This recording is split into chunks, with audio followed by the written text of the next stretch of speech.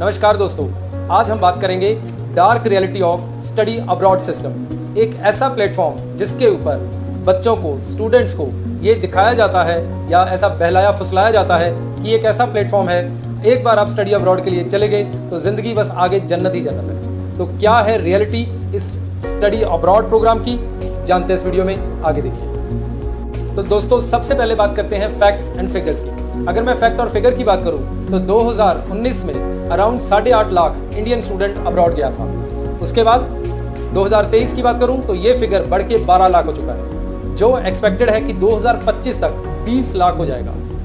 Expenditure 2023 में पैसे की बात करूं 35 बिलियन अमेरिकन डॉलर्स स्पेंड किए हैं इंडियन स्टूडेंट्स ने अब्रॉड। देखिए कितना बड़ा फिगर है, 35 बिलियन डॉलर्स, और ये फिगर 2030 तक बढ़ के 70 बिलियन हो जाएगा। तो ये कुछ फैक्ट एंड फिगर है। इसके आगे चलते हैं। जो स्टेट्स हैं, कौन सी वो स्टेट्स हैं जहां से ये स्टूडेंट ज़्यादातर मेजॉरिटी बाहर जा रहे हैं। सबसे पहले है पंजाब से मैक्सिमम स्टूडेंट अब्रॉड जा रहा है। उसके बाद है गुजरात, फिर तेलंगाना या आंध्र प्रदेश, और फिर महाराष्ट्र। आजकल हरियाणा के भी बहुत बच्चे स्टडी अब्रॉड की ऑप्शन को चूज कर रहे हैं। अब बात करते हैं कौन से वो कंट्रीज हैं। मेजरली सिर्फ 4 कंट्रीज हैं जिनको स्टूडेंट चूज कर रहे हैं: USA, UK, Canada and Australia. ये 4 कंट्रीज फेवरेट डेस्टिनेशन है जहां पे मैक्सिमम स्टूडेंट जा रहा है। अब आगे चलते हैं। अब अगली बात है कि क्या डार्क रियलिटी है जिसके बारे में मैं ये वीडियो बना रहा हूं, जिसकी मैं बात कर रहा हूं। What is the dark reality? तो ऐसे जो दर्शाया जाता है, बच्चों को दिखाया जाता है, एक ख्वाब दिया जाता है कि वो जाएंगे और बस जैसे ही जहाज में बैठे और कंट्री क्रॉस किया, बॉर्डर क्रॉस किया, आगे जन्नत ही जन्नत है। ये एक बिल्कुल ही गलत फिगर है, गलत इमेजिनेशन है जो बच्चों को दिया जाता है। इनफैक्ट मैं इसके बिल्कुल उल्टा कहूंगा कि जैसे ही बॉर्डर क्रॉस करेंगे, जैसे ही बच्चे बाहर जाएंगे, उनकी असली स्ट्रगल वहां से शुरू होगी। अब क्विकली बात करता हूं वो मेजर चैलेंज, बैरियर्स जो बच्चे फेस करते हैं, जो उनको नहीं बताया जाता जब वो स्टडी अब्रॉड ऑप्शन चूज करते हैं। सबसे पहला ऑप्शन है लैंग्वेज बैरियर। अब आप में से वीडियो देखने वाले बहुत सारे बच्चे या लोग बोलेंगे कि we are completely comfortable with English, हमें इंग्लिश में कोई प्रॉब्लम नहीं है, हमने आइलेट्स भी क्लियर किया, हमने टॉफल भी किया, तो हमें अंग्रेजी भाषा की कोई दिक्कत नहीं है। राइट? रॉन्ग। सबसे बड़ी दिक्कत है कि जो इंडियन या हमारा एशियन एक्सेंट है, the way we talk in English is entirely different, बिल्कुल अलग है जैसे वो बोलते हैं। तो कम्युनिकेशन बैरियर बिल्कुल एक बहुत बड़ा मेजर चैलेंज है। पहले तो ज़्यादातर लोग अच्छे से इंग्लिश बोल नहीं पाते, समझ नहीं पाते। चलो मान लिया कि वो बहुत अच्छे हैं इंग्लिश में, अच्छे से बोल सकते हैं, सुन सकते हैं। प्रॉब्लम है कि द वे इंग्लिश लोग या अमेरिकन या ऑस्ट्रेलियन जिस एक्सेंट में वो बोलते हैं, उस एक्सेंट में हम कभी नहीं बोल सकते, अनलेस बिल्कुल एक छोटी उम्र में बच्चा बाहर गया। तो ये जो लैंग्वेज का डिफरेंस है, ये आगे जाके, मतलब जो एक्सेंट का डिफरेंस है, ये आगे जाके बहुत सारी प्रॉब्लम्स क्रिएट करता है। सबसे पहली तो जो है वो यही है कि एक अच्छी जॉब नहीं मिल पाती, बिकॉज एक इंग्लिश फॉरेन एक्सेंट में बोलने वाली कौम, जनता को सर्व करने के लिए आपको फॉरेन एक्सेंट बोलना आना चाहिए, उसकी प्रैक्टिस आनी चाहिए। मैं एक सिंपल सेंटेंस में एग्जांपल दे देता हूं कि जैसे अगर इंडियन लोग बोलते हैं इंग्लिश, तो उनका तरीका कुछ ऐसा होगा: was Daljit here last night in the party. और यही चीज़ को अगर कोई अमेरिकन या ऑस्ट्रेलियन या इंग्लिश एक्सेंट में बोलेगा, उनका बोलने का ढंग है, oh was Daljit here last night in the party. अब ये देखिए कि बिल्कुल डिफरेंट है। राइट? तो ये चीज़ एक पहला थ्रेट क्रिएट करती है, खास करके उन लोगों के लिए जो इंग्लिश में कंफर्टेबल नहीं है। ये पहला चैलेंज है। इसके बाद अगला चैलेंज, कभी भी फॉरेन कंट्री की गवर्नमेंट्स, एजेंसीज कंफर्टेबल नहीं है कि इंडियन या अदर लोग आके उनकी अच्छी जॉब्स लें। वो हमेशा ये चाहते हैं कि लेबर जॉब्स या लो लाइन जॉब्स जो उनके लोग नहीं करना चाहते, जिनको वो लो कैटेगरी समझते हैं, सिर्फ वो ऑफर किया जाए।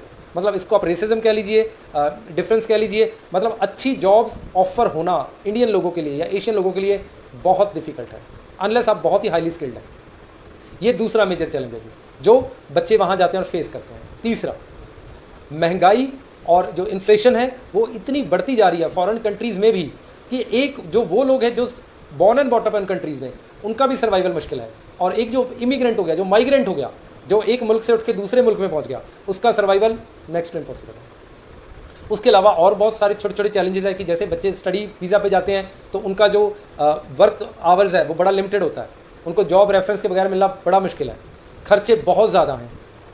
और इन सब चैलेंजेस के साथ साथ इतना ज़्यादा अमाउंट खर्च करके बच्चे जाते हैं कि उनके ऊपर बैक फैमिली से भी प्रेशर होता है, बैक होम से भी प्रेशर होता है कि इतना पैसा लगा के अब आप वहाँ जा रहे हो, क्या करा आपने या क्या करके आओगे, वो प्रेशर भी एक रहता है।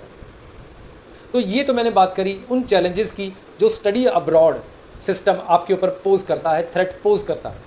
ढेरों लाखों रुपए लगा के इन्वेस्ट करके जा रहे हैं एक ऐसी जगह में जहाँ पे शायद कोई नेटवर्क नहीं है, उसकी भाषा भी मुझे अच्छे से नहीं आती, उसका सिस्टम भी मुझे नहीं पता उस कंट्री का, और अब मैं ना सिर्फ वो जो पैसा मैंने इन्वेस्ट किया मैं वो भी वापस चाहता हूँ, प्लस मैं अपनी ज़िंदगी वहाँ पे बनाना चाहता हूँ। ये सारी चीज़ें अगर आप देखेंगे तो शायद ही कुछ 100 में एक होगा जो इस सारी स्ट्रगल से ऊपर निकल पाएगा।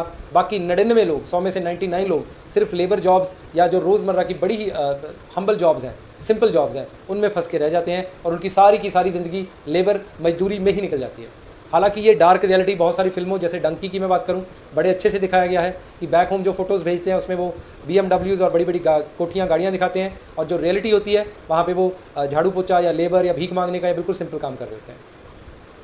अब इस वीडियो को कंक्लूड करते हैं कि अब किया क्या जा सकता है। अगर ये सच है तो इसके लिए क्या कर सकते हैं, तो कुछ अल्टीमेट कंक्लूजन में लेके आए जी। सबसे पहला पॉइंट, अगर तो आप ऐसे इंसान हैं, ऐसे बच्चे हैं जिसके लिए पैसा कोई कंसर्न ही नहीं है कि मतलब बहुत पैसा है मेरे पास, पैसा अगर खराब भी हो गया 50 लाख 1 करोड़ कोई फर्क नहीं पड़ता, फिर आपके लिए डेफिनेटली ऐसा जी, निकल जाओ study abroad, go for it. दूसरा, आपका कोई सिस्टम है वहाँ पे ऑलरेडी, मतलब आपका कोई भाई, कोई बहन, कोई कज़न, कोई अंकल जिसका ऑलरेडी एक सेटअप बिजनेस है और उस बिजनेस को आपने जाके संभालना है, मतलब एक ऑलरेडी प्लेटफॉर्म आपके लिए तैयार है, फिर भी आप ऑप्ट कर सकते हैं, फिर भी डेफिनेटली ऐसा है। तीसरा और लास्ट, अगर आप किसी पर्टिकुलर फील्ड में हाईली स्किल्ड है और आपको पता है, आप एक विजन के साथ जा रहे हैं कि मैं वहाँ जाऊँगा और मैंने ये करना है क्योंकि मैं इस चीज़ में बहुत अच्छा हूँ और मेरा मुकाबला इस फील्ड में दुनिया का कोई बंदा नहीं कर सकता, फिर भी आप इसको ग्रीन टिक मानिए, जा सकते हैं आप। पर अगर कोई विजन नहीं है, अगर कोई सेटअप नहीं है, कोई प्लेटफॉर्म, कोई नोन नहीं है और ढेरों पैसा बैक होम नहीं है, तो फिर ये मानिए कि आप बहुत बड़ा रिस्क उठाने जा रहे हैं। अब रिस्क कैलकुलेटिव उठाइए तो कोई दिक्कत नहीं है, बगैर कैलकुलेशंस के रिस्क उठाएंगे तो शायद ये खामियाजा ना खूब सारा पैसा, जबकि ज़िंदगी के जो मोस्ट इंपॉर्टेंट ईयर्स हैं उनको कुर्बान करके देना पड़ेगा। तो क्या कर सकते हैं आप? स्टेप 1 में पहले उस वहाँ के सिस्टम को जानिए। Social platform, Facebook, YouTube, LinkedIn, Instagram, इनके ज़रिए उन लोगों से कंटेक्ट में आइए जो लोग ऑलरेडी वहाँ पे उसी लाइन में हैं, उसी रास्ते में आपसे कुछ साल आगे हैं, कोई 4 साल आगे, कोई 5 साल आगे, उनसे मिलिए, उनसे बात करिए, वो आपको गाइड करेंगे। फिर वो स्किल्स लीजिए जो आप वहाँ पे जाके जिसका काम कर सकते हैं। और थर्ड एंड मोस्ट इम्पॉर्टेंट वो है कि एक बैलेंस्ड तरीके से चलिए, मतलब कि जो कुछ है सब कुछ रिस्क पे रख के, जुए पे रख के बाहर चले गए और फिर सब कुछ गवा लिया तो फिर सारी ज़िंदगी सर नहीं उठा पाएंगे, लोन्स के, कर्जे के बोझ के तले दब के रह जाएंगे। लास्ट जो मैं बात करने जा रहा हूँ शायद आपको अच्छी ना लगे, वो ये है कि अगर हो सके, मतलब ये मेरे दिल की बात है, हो सकता है आपको अच्छी ना लगे, कि अगर हो सके तो अच्छे स्किल्स हासिल करिए, अच्छा काम करें, दिल से करें, और हो सके तो अपने मुल्क को, अपने कंट्री को सर्व करें, क्योंकि इंग्लिश में बोलते हैं कि there is no place on earth like home. आपके अपने मुल्क जैसा, आपके अपने घर जैसा इस दुनिया में कुछ है ही नहीं और कभी हो भी नहीं सकता। एक सिंपल एग्जांपल से बताता हूँ। मान लीजिए आप और मैं आज एक मिडिल क्लास, पुअर या अमीर किसी भी घर से हैं। अब वो जो हमारा घर है जिसमें हम पैदा हुए हैं, जिसमें हम पले बड़े हैं, हमें उससे बाहर निकाल के चाहे सोने के महल में भी रख दीजिए, क्या हम खुश होंगे?